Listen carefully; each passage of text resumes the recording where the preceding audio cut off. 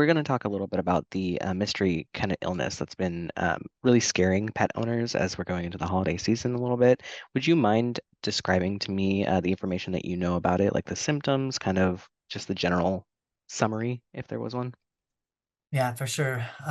As a sort of new onset illness that's been kind of brewing for about the last year across different areas of the country, most of the symptoms of this respiratory illness are relatively similar to other respiratory illnesses we see in dogs over the other types of agents like viruses or bacteria that can affect the trachea or the lungs. So coughing, production of a wet cough, development into pneumonia, which increases respiratory rate, increases respiratory effort.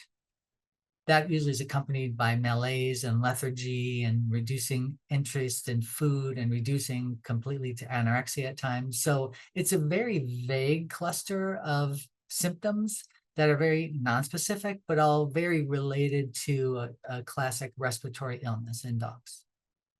And how is this being transmitted from dog to dog? Because I've heard that it's highly contagious. Can you comment about that? So we still are cluing in on the etiologic agent, and there's a most recent report of the University of New Hampshire that feels that it's a very unusual, non-culturable bacteria with a funky little genome, which means if it's a small particle, it's likely aerosolized transmission. And most of the folks that have made the reports on these patients are telling us that close confinement, close interaction of those animals, for instance, in a shelter situation, a doggy daycare, SPCA, a veterinary hospital, dog parks where dogs have a lot of nose-to-nose respiratory secretions to respiratory secretions involvement and interaction and exchange. Those are the likely chances of transmission. Those are the most common pathways for respiratory virus transmission, just like COVID from person to person, same thing in a dog. But if this is a very small bacteria, it might be very similar because the smaller the particle, because bacteria are generally bigger and viruses are really small. The smaller the particle is, the easier it is to transmit on a little water droplet that comes out of your airway as you're breathing normally. Gotcha. And then are there any ways to avoid contracting this from dog to dog?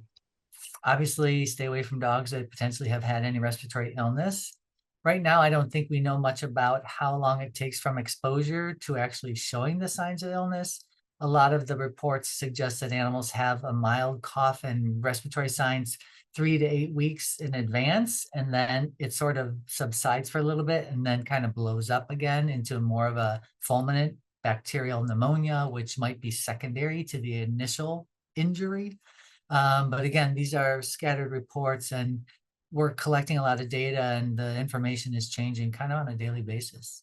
Speaking of the scattered reports, we've seen reports of it being on the East Coast, on the West Coast. I personally haven't seen anything in California yet or reported. Have you seen anything contrary to that? Yeah, there was a report that I just received today from the LA County Public Health Department, and it said, I'm just looking on my computer down here to maybe pop that up for you. It's a link from the LA County, it's publichealth.lacounty.gov. Um, I think there's 10 cases that have been suspicious to be this pathogen or this syndrome, was released today on November 21st on 10 dogs in the LA area. Okay, thank you. I will go ahead and pull that link up in just a minute. Yeah, and that's the Um, first I've heard of it in Los Angeles County okay, so it's kind of, in California. but is there any known transmission at this point other than dogs, or is it just a dog-borne kind of thing? As far as we know, it is dog to dog and not people to dog or people to people to dog to dog. Right now, all we know, dog to dog, and there's no one suggesting there's any other species like cats or wolves or deer or anything like that. Okay, and then what if a pet owner does see that their dog is starting to experiencing some of these symptoms like lethargy, not eating, coughing, that kind of thing? What should they be doing? Certainly seek veterinary attention. Of course, if they have multiple animals in their house, all of them may have already been exposed, but still isolating the one who's more ill from the others if you can. Good ventilation is always a really important thing when it comes to respiratory pathogens, just like we learned from COVID.